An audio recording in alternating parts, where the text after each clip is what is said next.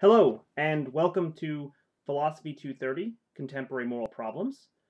Uh, my name is Andrew Fife, and I'll be your instructor for this quarter. I guess I should tell you a little bit about myself. I'm a Greener grad, Evergreen State College. Grew up in Texas, though. Spent some time in grad school at the University of Miami. Spent some time in grad school at the University of Washington, and I've taught at Pierce. I've taught at the Fort Steilacoom campus before, and this quarter I'll also be teaching an ethics course at the Puyallup campus. I've also taught at Green River Community College and spent some time in the military. I'm sure that this being Pierce College, we probably have a good number of Fort Lewis soldiers in the course. So I would like to thank you for your service to begin with. And if anybody has spent some time in Operation OIF, go ahead and shoot me an email. We'll trade some stories. So for the course, what is contemporary moral problems? Well, let me define the course and the subject matter of the course by just talking about how the field of ethics is divided up. Generally, ethics is divided up into three parts. Metaethics, which deals with questions like what are ethical laws, what is goodness, things like that. Are ethical laws similar to natural laws like gravity?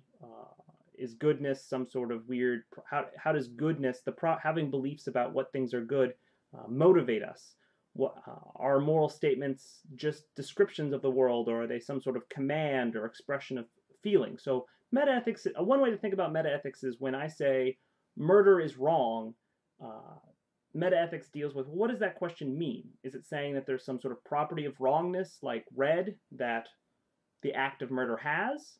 Or is it some sort of command like nobody murder? Or is it some sort of command coupled with an expression of feeling like boo murder, nobody murder? So metaethics deals with those sorts of fundamental issues about ethics. It doesn't deal with meta meaning before, so before ethics.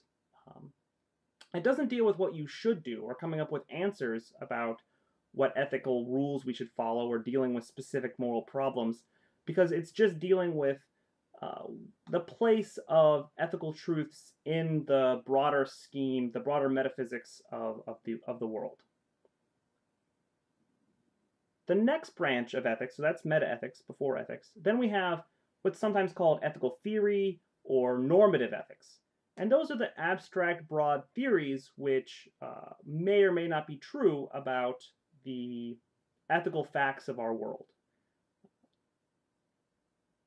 Lastly, there is the third section, which is what this class is basically about, which is applied ethics. Applied ethics is the field of ethics that deals with specific problems. So abortion, capital punishment, euthanasia, take whatever global warming, any sort of issue which, political issue, contemporary problem that we're dealing with in the public sphere, where ethicists or philosophers are coming to try help the discussion, help inform the discussion. Those would be people doing what we would call applied ethics. So that's what this course is about. This is in some universities, this contemporary moral problems course would be called applied ethics. So contemporary moral problems, applied ethics, same deal. So what we're going to be doing, of course, since we're doing applied ethics, the question would be what applied problems are we going to be looking at? We'll be looking at, right now, what I have as scheduled to take a look at is we're going to first deal with abortion. We'll spend a week on abortion. We'll spend a week on animal rights, a week on famine relief, a week on euthanasia or physician-assisted suicide. Maybe we have some nurses or doctors, so hopefully that will help be interesting to the students who are taking up a career in the medical fields. We're also, right now I have it scheduled for a week on political philosophy, so we'll be looking at John Rawls and Nozick.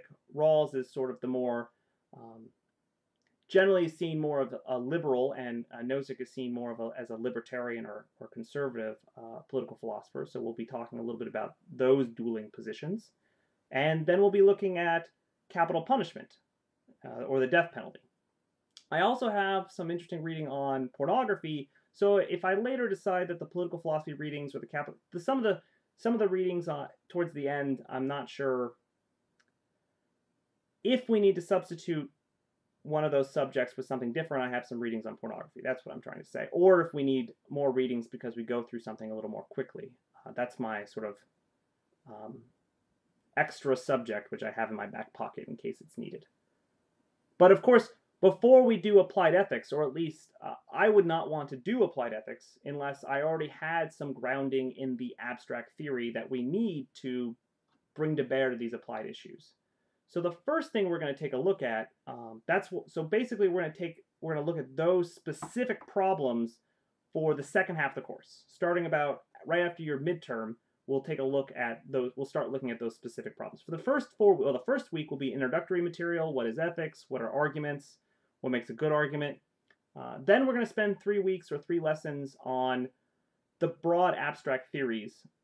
Right now in ethics, the field is dominated by 3 approaches to ethics. One is an approach to ethics focusing on consequences and an action being right if it maximizes the amount of good in the world and minimizes the amount of bad, where good is usually taken to be something like pleasure and bad is taken to be suffering. So if I want to know if I should do an action, then I just need to check to see if its consequences are going to increase the amount of pleasure minus the amount of suffering.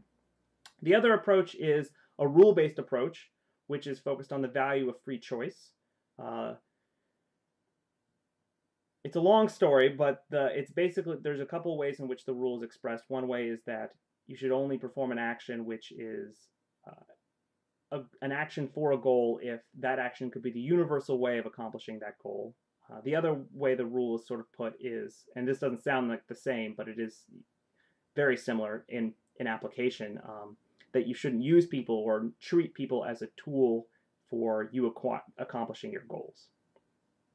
And that ethical system is more focused not on pleasure at all, but instead on the value of free choice. Both of those systems also are monistic in value. They think that there's just one value. The first one thinks that it's pleasure. The second one thinks that it's free choice. But they do differ. One is focused on consequences. The other one's focused on rules. The third approach is called virtue ethics, and it is it's an ethical system more focused on character and on being a good person, being a compassionate person, being a courageous person, being a witty person, and living a good life. So what we're going to do for the first part of this course is the first week we'll have the introductory material on what is ethics and what are arguments. But then when we get into these ethical theory stuff, the first position we'll read some Aristotle and read some about this virtue ethical position.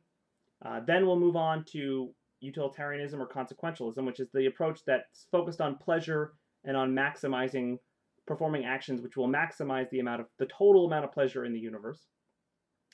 And then lastly, we'll look at not Immanuel Kant. He would be too hard to read for this course, and you would read him though in an introduction to ethics class or a class that was just exclusively focused on ethical theory. But we'll look at a contemporary or modern day Kantian, Marcia Barron.